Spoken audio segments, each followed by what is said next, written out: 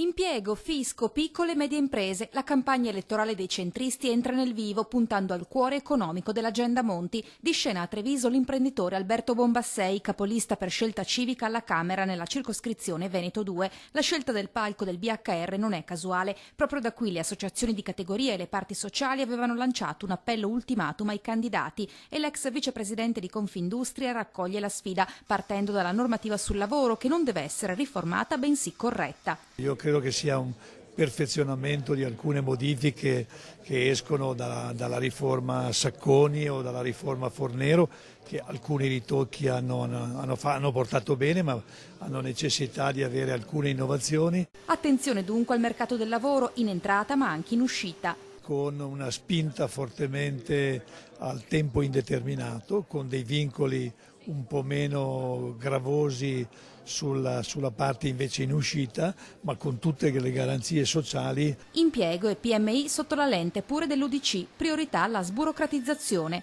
Riteniamo doveroso sostenere le piccole e le medie imprese a partire dalla riduzione della tassazione e della semplificazione burocratica. E per salvaguardare le aziende e i lavoratori occorre ripartire dalle famiglie e dai giovani. Una formazione dei giovani che passi anche attraverso il rapporto tra scuola e impresa, utilizzando meglio di quanto sia stato fatto finora lo strumento dello stage.